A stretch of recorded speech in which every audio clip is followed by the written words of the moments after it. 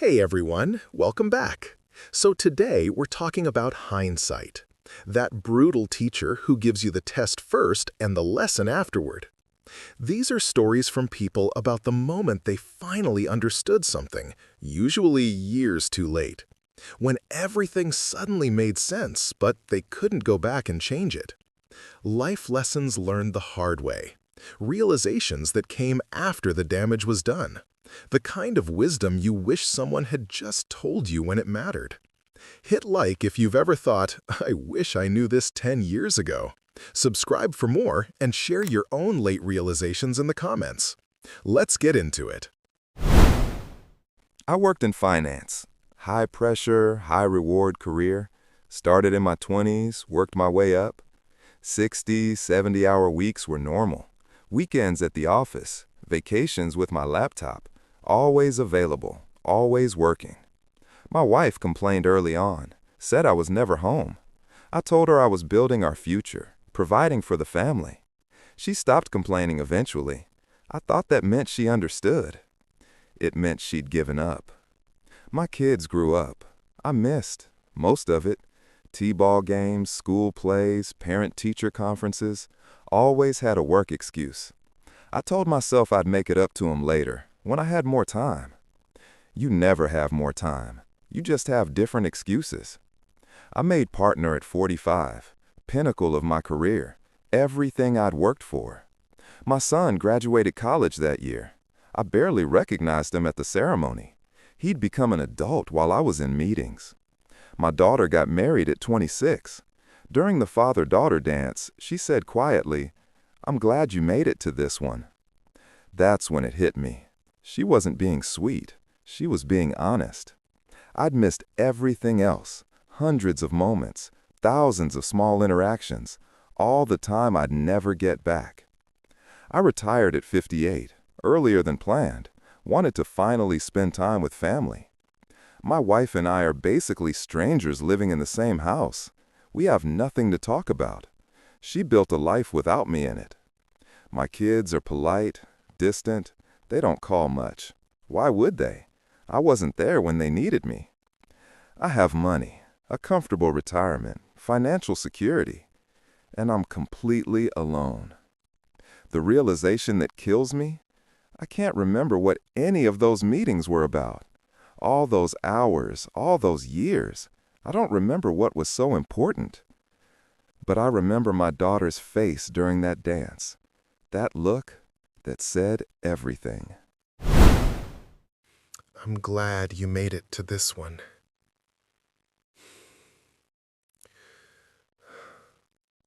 That's not a thank you. That's a eulogy for 1,000 missed moments. The devastating thing is how slowly it happens. One missed game, one skipped dinner, one more weekend at the office.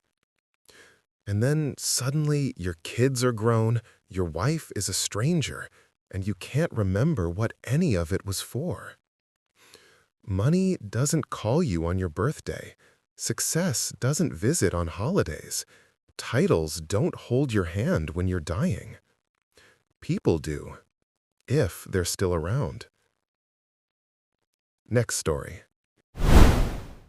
I had a best friend in my 20s. Let's call her Sarah. We were inseparable, did everything together. She was the kind of friend who showed up, always.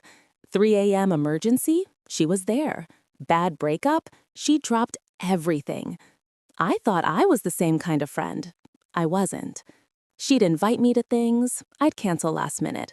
Work came up, I was tired, I had a date, always something. She'd share problems with me. I'd give half-attention advice while scrolling my phone. She'd remember little things I mentioned. I'd forget major things she told me. She was a better friend to me than I was to her, and I just took it for granted. This went on for years. She kept showing up. I kept letting her down. Then she got engaged, asked me to be her maid of honor. Of course I said yes. Planning her bachelorette party, I kept putting it off. Too busy. Finally threw something together last minute. It was okay, not great. Her wedding came. I showed up to the rehearsal dinner late. blamed traffic. Day of the wedding, I forgot her gift at home, told her I'd drop it off later. Never did. During her speech at the reception, she thanked her bridesmaids, talked about each one specifically. When she got to me, she paused, said, "And my oldest friend, who I hope knows how much she means to me." I heard what she didn't say, even though I don't seem to mean much to her. After the wedding, I meant to call her, kept putting it off. Weeks became months. She stopped reaching out. I told myself we were both just busy. 2 years passed. I saw on social media she had a baby. I didn't even know she was pregnant. I sent a congratulations text. She thanked me, polite, distant. I realized I'd lost her, not through a fight, through neglect. I tried to reconnect, asked to meet up. She was always busy, non-specific busy. She'd given up on me, like I'd given up on her first, just more slowly. I think about her all the time now, all the things I should have done differently, all the times I should have shown up. You don't realize some friendships are finite, that there's a limited number of times someone will reach out before they stop. I lost my best friend, not because of anything dramatic, because I didn't try. And now she's gone, living a life I'm not part of, probably happier without me in it. I hope she has friends who show up for her, the way she always showed up for me. Who I hope knows how much she means to me. That's not a thank you. That's a goodbye wrapped in politeness. Friendships don't usually end with fights. They end with silence, with canceled plans, with "sorry, I'm busy," until you both stop trying. And the cruel thing is, you don't notice until it's too late, until you realize you're not part of their life anymore. Everyone has a threshold, a number of times they'll be let down before they quietly close the door. Sarah found better friends. This person knows that, and knows she deserves it. Moving on. My dad was always hard on me growing up. Nothing I did was good enough. Got a B? Why not an A? Made the team? Why wasn't a captain?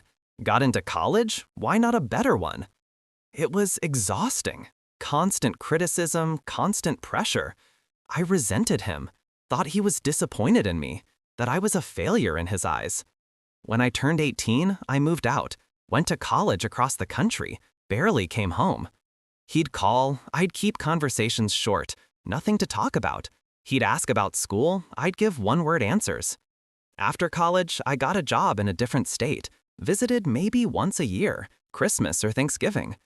Each visit was tense. He'd make comments about my choices, my career, my relationships.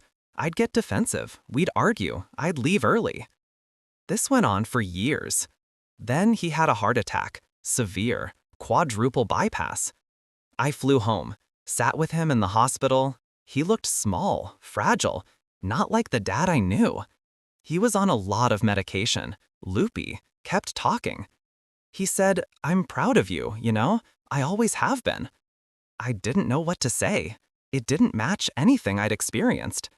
He kept talking, said, "My dad never pushed me, let me coast. I wasted years, didn't want that for you." Then he said, "I just wanted you to be better than me. I didn't know how else to show it." I sat there processing this, my entire childhood reframed in one conversation. He wasn't disappointed in me. He was terrified I wouldn't reach my potential. All that pressure wasn't criticism, it was fear, wrapped in the only parenting style he knew.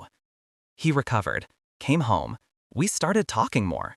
I asked him why he never just said he was proud of him, why it was always about doing better. He said his generation didn't talk like that. You showed love through preparation, through toughening up your kids. We had about 3 years of actual relationship, real conversations, understanding. Then, cancer, stage 4, 6 months from diagnosis to funeral. At the end, he was barely conscious. I held his hand, told him I understood, that I forgave him. Don't know if he heard me. I'm a dad now. I tell my son I'm proud of him constantly, for small things, big things, just for being himself. I push him too, to try hard, to do his best, but I always explain why. I learned from my dad's mistakes, but I wish I'd understood him sooner. All those wasted years, all that resentment, for a man who just didn't know how to say I love you the way I needed to hear it. I didn't know how else to show it. That's a generation of men right there. Love expressed through preparation, through making you tough enough to survive. Not cruelty, just the only language they knew. 3 years. 3 years of actual understanding after decades of misunderstanding. How many people are living with that same resentment right now, convinced their parents don't care, when really they just speak different languages? He's breaking the cycle, teaching his son both love and strength, words and actions. But he'll always wonder what those lost years could have been. Next story. I spent my 20s and 30s destroying my health. Didn't think about it, felt invincible. Fast food every day, zero exercise, worked constantly, slept maybe 4 hours a night. Drank heavily on weekends, smoked socially, which became regularly. People warned me. My doctor showed me concerning numbers. Friends expressed worry. I blew it off, said I'd deal with it later, when I was older, when I had time. Your body keeps score, even when you ignore it. At 38, I started feeling off, exhausted all the time, couldn't catch my breath, heart racing randomly. Figured I was just stressed, kept pushing through. One morning, I collapsed at work, just dropped, woke up in an ambulance. Hospital, tests, cardiologist with a serious face. Heart disease, advanced. My arteries were mostly blocked. I'd been having micro heart attacks for weeks. Doctor said if I didn't make immediate, drastic changes, I wouldn't see 45. I'm lying in a hospital bed at 38, being told I've destroyed my body to the point where it might kill me within 7 years. Everything shifted in that moment. All those years of I'll fix it later caught up at once. Surgery, triple bypassed, at 38. That's not normal. Recovery was brutal. Couldn't walk upstairs without gasping. Felt like I was 80. I changed everything. Had to. Strict diet, exercise daily, even when exhausting. Quit smoking cold turkey, alcohol gone, sleep prioritized. Lost 70 pounds over 2 years. Blood work slowly improved, heart function stabilized. But the damage is permanent. I'll be on medication forever. My heart will never be normal. I've lost years off my life expectancy. I'm 43 now, healthier than I was at 38, but not as healthy as I could have been if I'd cared sooner. I see younger people making the same mistakes, treating their bodies like they're expendable. I want to grab them and show them my chest scars. Tell them, your body is the only one you get. But nobody believes it until it's too late. I didn't. Now I'm just trying to make the most of however many years I have left, and wishing desperately I could go back and tell my 25-year-old self to stop killing herself slowly. Triple bypass at 38. That's what I'll deal with it later looks like. Your body keeps score. Every missed meal replaced with fast food. Every night of 4 hours sleep. Every cigarette. Every excuse. The devastating part is she knows exactly when she could have stopped it. Every doctor's visit, every warning, every moment she chose convenience over health. We treat our bodies like rental cars, like we can abuse them and trade them in later. But you only get one. And by the time you realize that, the warranty's expired. She's trying to warn people. Nobody's listening, just like she didn't listen. Next one. I was obsessed with getting rich. From my early 20s, every decision was about money. chose my career based on salary, not interest, took jobs I hated because they paid more, dated people based on their financial status, networking value, what they could do for my career. Friendships were transactional. What can you offer me? Are you useful? Everything was a calculation. Every relationship had a price tag. It worked, financially. By 35, I was making low six figures. By 40, high six figures. I had the car, the house, the watches, all the status symbols. But I was miserable, completely, utterly miserable. Work I hated, people around me I didn't actually like, relationships based on mutual use, not genuine connection. Then I got sick, not life-threatening, but serious, needed surgery, months of recovery. Sitting in that hospital, medicated and alone, I realized nobody came to visit. Not because they were busy, because I'd built a life full of transactions, and transactions don't visit hospitals. My girlfriend at the time, we'd been together 3 years, broke up with me via text while I was recovering.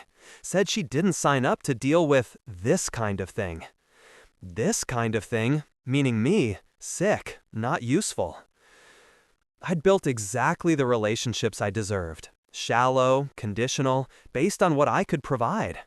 Lying there alone, I thought about the friends I'd lost over the years. People I dropped because they weren't valuable to my career.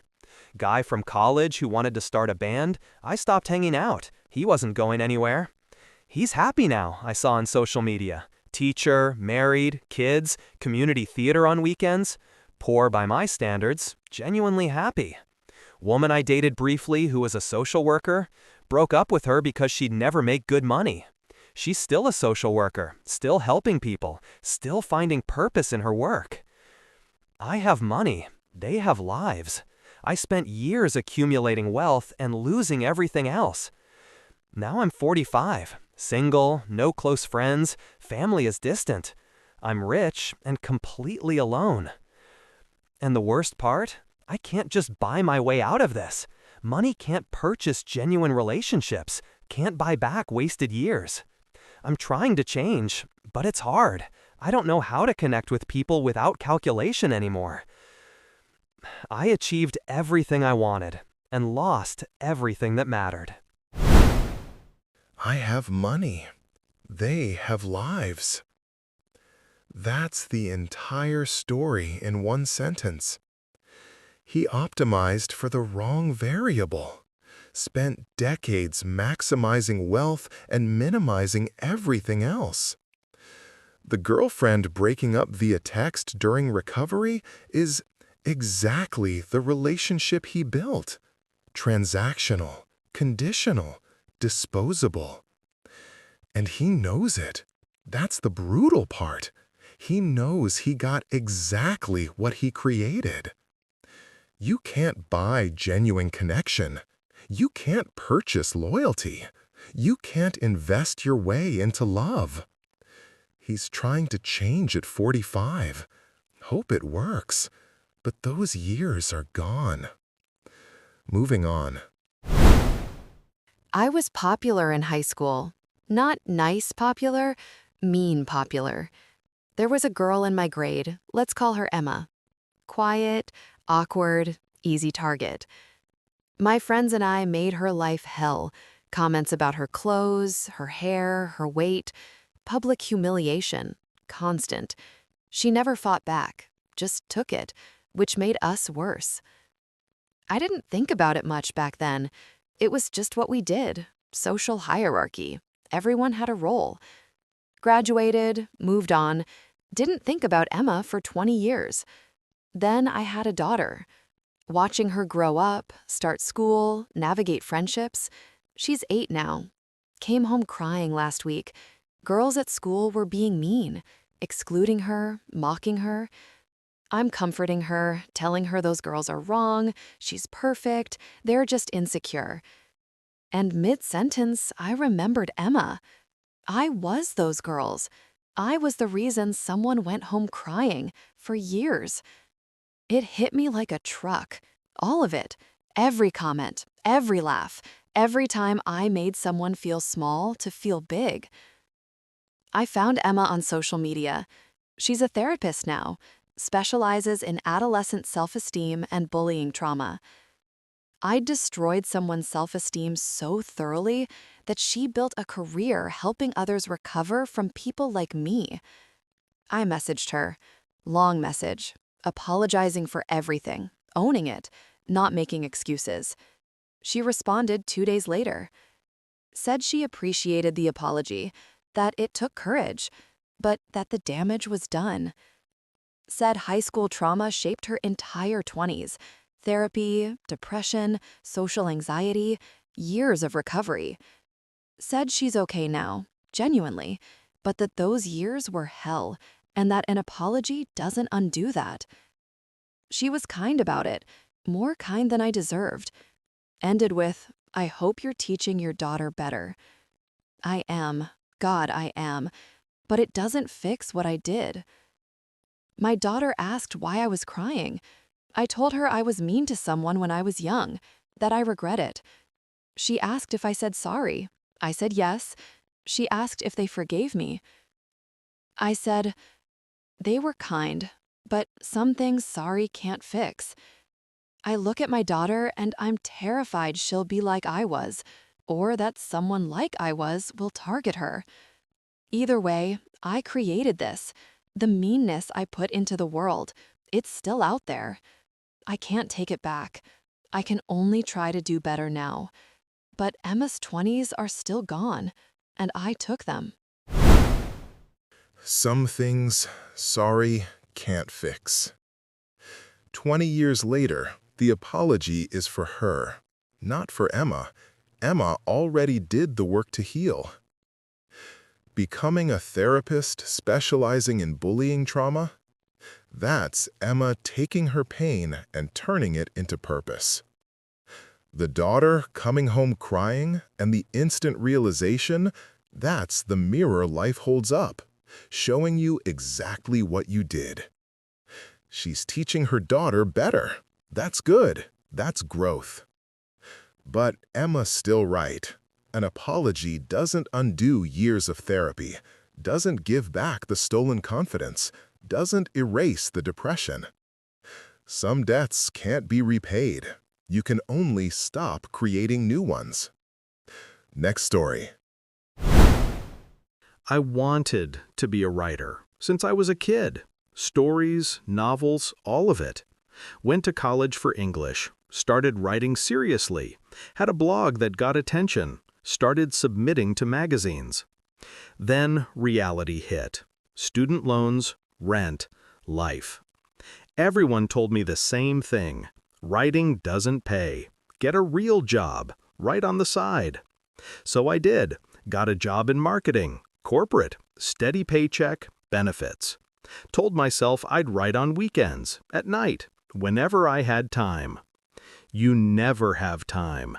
Time doesn't just appear. Weekends became errands. Nights became too tired. Whenever I have time became never. Years passed. I kept saying, someday.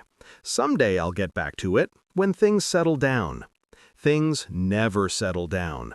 You just get used to the chaos. Met someone, got married, bought a house, had kids, all the normal life things. Still told myself I'd write eventually, when the kids were older, when we were more stable financially. I'm 52 now. Kids are grown, financially stable, no excuses left. Except I haven't written anything meaningful in 25 years. Sat down last month, tried to start something, opened a blank document. Nothing came. 25 years of not writing, and the skill is gone. The voice is gone. The stories are gone. Or maybe they were never mine to begin with. Maybe I wasn't actually talented. Maybe everyone was right. But I'll never know, because I never tried. I gave it up before I even started, chose safety over risk, comfort over passion. And now I'm 52 with a stable job I don't care about, a comfortable life that feels empty. I see younger people struggling to make artwork. Part of me wants to tell them to get real jobs, be practical. But mostly, I'm jealous. They're trying. They might fail, but at least they'll know. I'll never know. I gave up without fighting. And that's the thing I can't get past. Not that I tried and failed, that I never really tried at all. I traded my dreams for security, and the security doesn't keep me warm at night. The dreams do, the ones I killed. They haunt me more than failure ever could. I'll never know. That's the sentence that kills you. Not I tried and failed, but I never tried at all. 25 years of someday, and someday never came. Because someday isn't a date on a calendar. It's a lie you tell yourself. The blank document. 25 years later, nothing comes. That's what happens when you bury something alive. It doesn't survive. He chose security. Security delivered exactly what it promised. Comfort, stability, a life half-lived. Maybe he would have failed as a writer, probably even. But he'd know. He'd have tried. Instead, he has 52 years of wondering and 25 years of someday. Moving on. My sister and I had a falling out when I was 28. She was 31. Something stupid. A fight at a family gathering. Harsh words. Hurt feelings. I can't even remember what started it. Something about her boyfriend, or my job. Some petty thing. We both refused to apologize. Pride, stubbornness, waiting for the other to reach out first. Days became weeks. Weeks became months. Months became years. Our parents tried to mediate. We both refused. Said the other needed to apologize first. Family events became tense. We'd be in the same room, not speaking.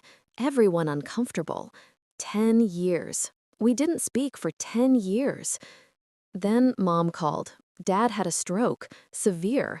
They didn't know if he'd make it. Hospital. Dad's in ICU. My sister's already there.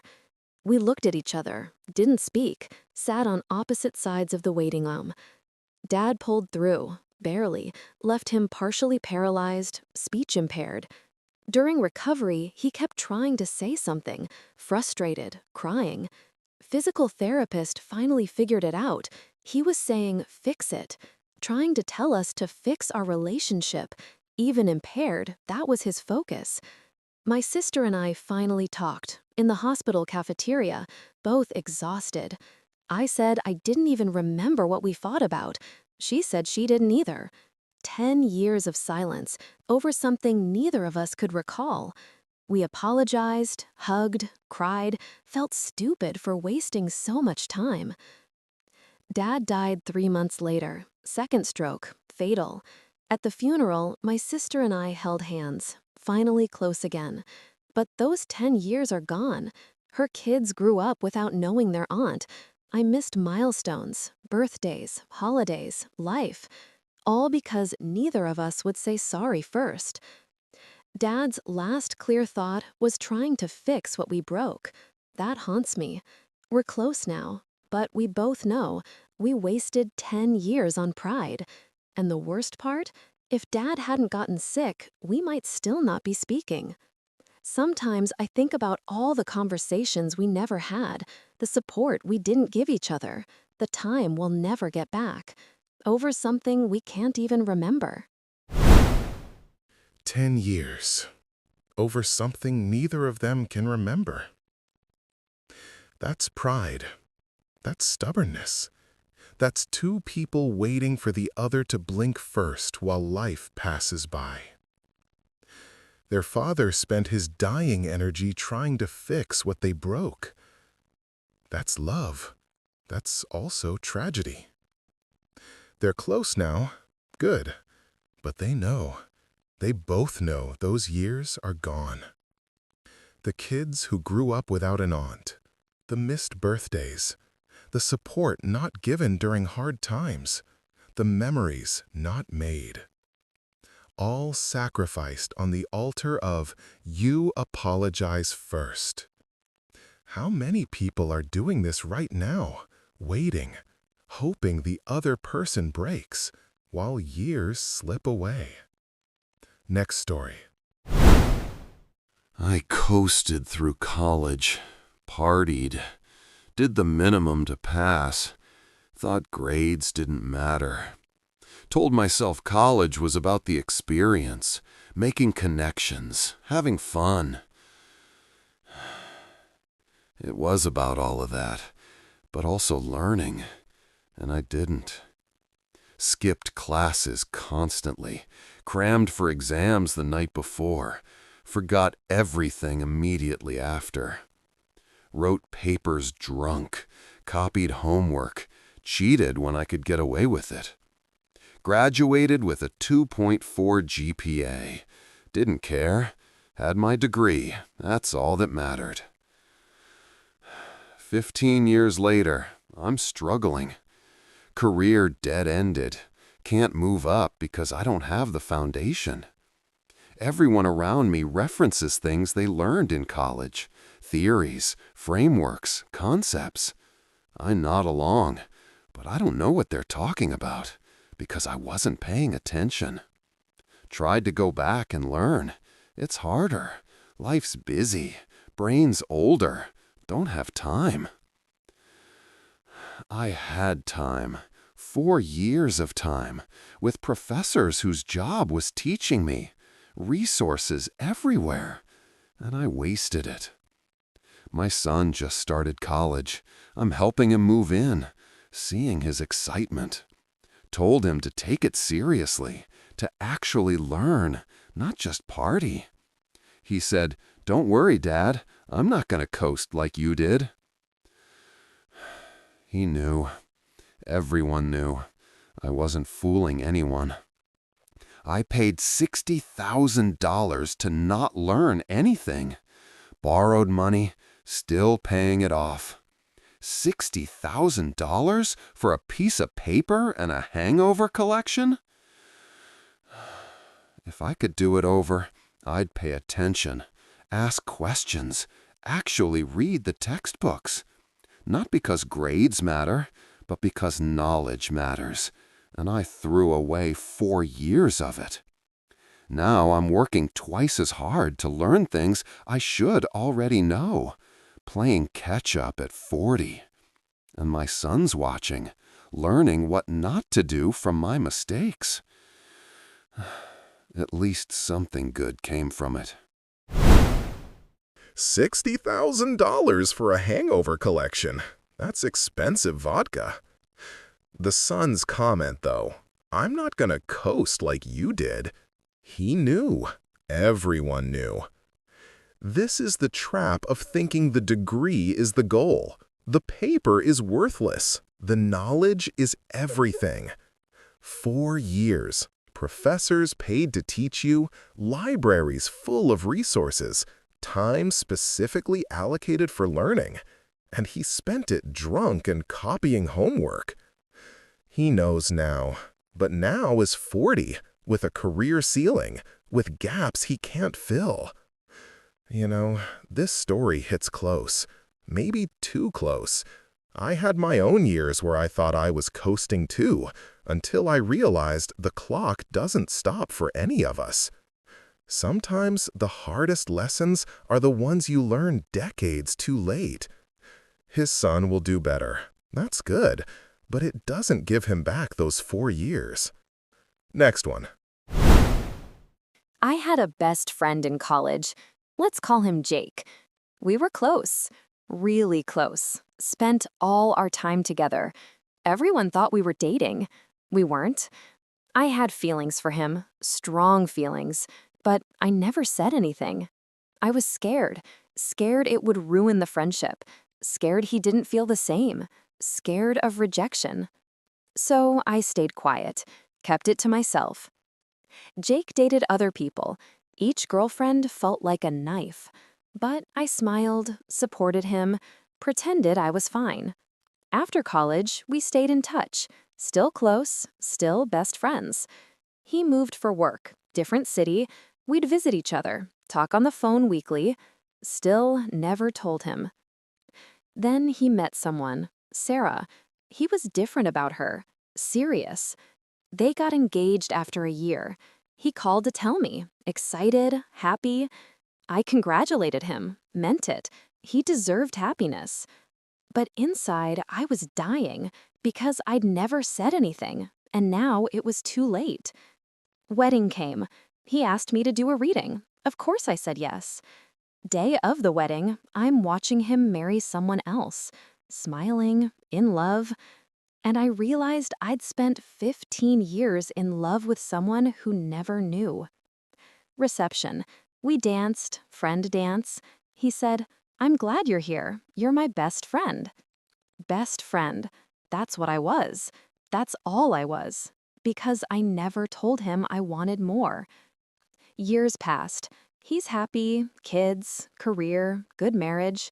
We're still friends, talk occasionally, but life gets busy. Drift happens. I'm 40 now, single. Haven't found anyone who made me feel like Jake did. Maybe I sabotaged every relationship comparing them to him. Maybe I'm just stuck. Last year, I almost told him.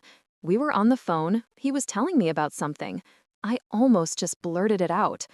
I was in love with you. For years, I never told you. But he's married, happy. What would that accomplish? Just hurt everyone. So I stay quiet, still. And I wonder constantly, what if I'd said something, back in college, or after, or any time? Would he have felt the same? Would we have tried? Would it have worked? Or would I have lost him completely? I'll never know, because I chose fear over honesty. And now I live with the biggest what if of my life. I see him on social media, his kids, his life, and I'm happy for him, genuinely. But there's always this small part of me that thinks, that could have been my life. If I'd been brave, if I'd said something, if I hadn't been so scared. But I was, and now he's someone else's, and I'm just the best friend who never said anything. 15 years. In love for 15 years and never said a word. That's not loyalty. That's not friendship. That's self-imposed torture. She watched him date other people, get engaged, get married, have kids, live an entire life. And she was there the whole time, loving him silently, dying quietly. The worst part? We'll never know. Maybe he felt the same. Maybe she would have been his wife. Or maybe he didn't. Maybe telling him would have destroyed the friendship. But not knowing, that's the weight she carries. Forever. What if is heavier than rejection. Rejection closes a door. What if leaves it open forever? Last story. My dad was angry, all the time, yelling, slamming doors, throwing things. Not physically abusive, but emotionally brutal. Everything was a lecture. Every mistake was a failure. I grew up walking on eggshells, terrified of setting him off. I swore I'd never be like him. Never. Had kids of my own, 2 boys.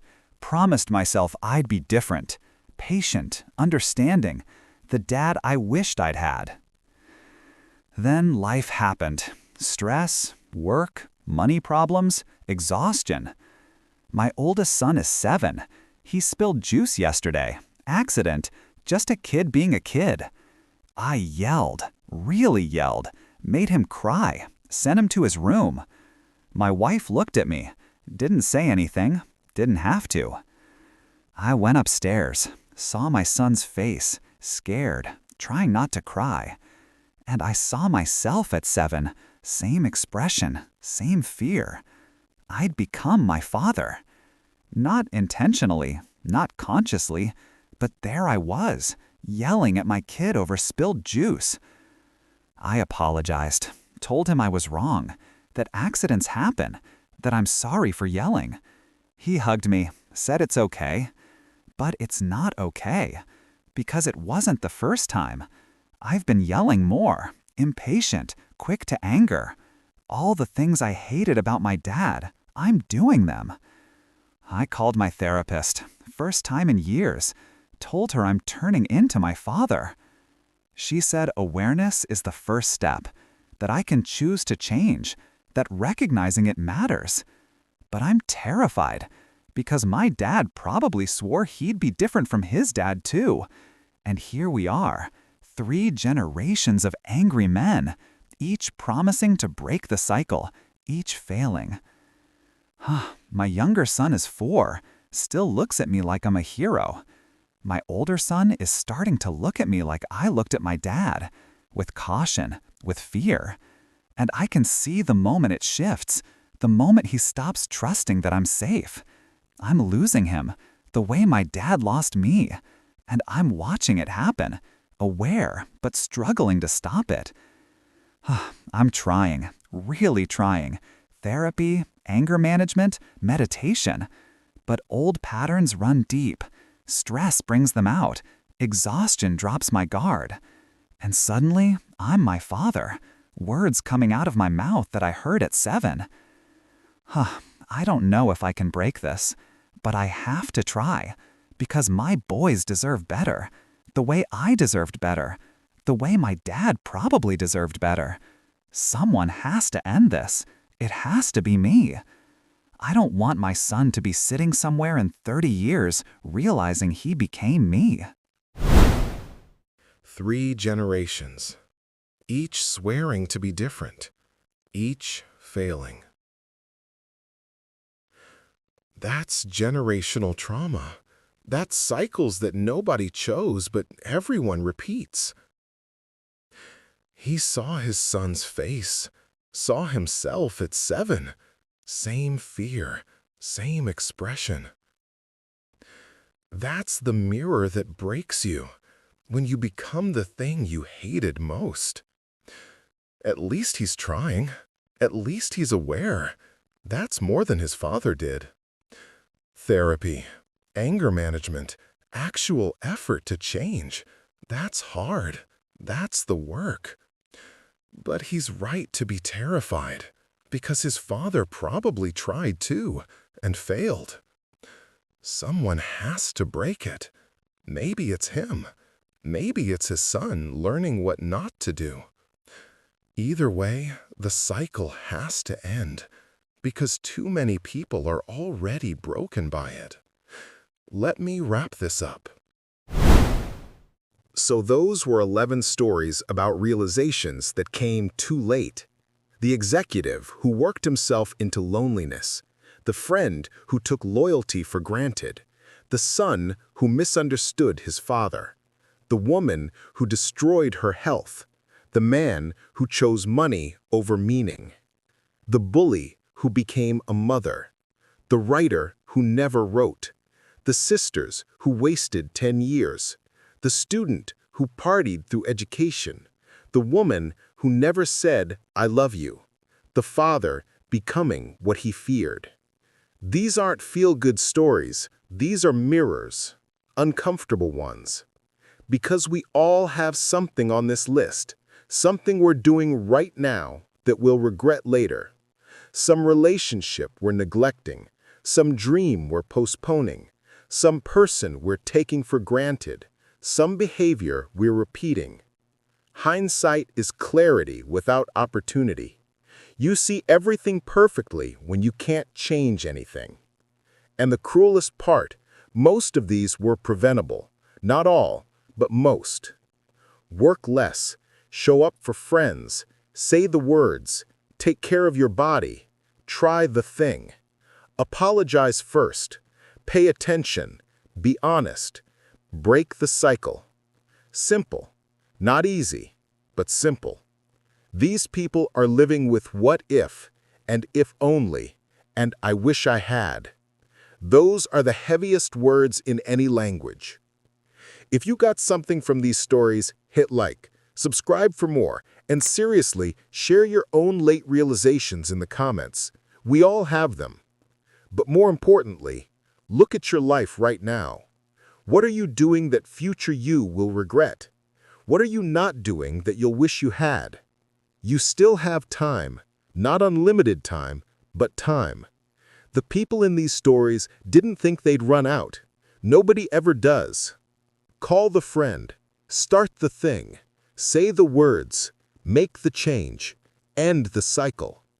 Because one day you'll be sitting somewhere, older, wiser, and completely unable to go back and fix it. Don't let hindsight be your only teacher. Learn from these people, learn from their regrets. You still have a chance to be the person you won't regret becoming. Thanks for watching. Take care of yourselves and the people who matter. See you next time.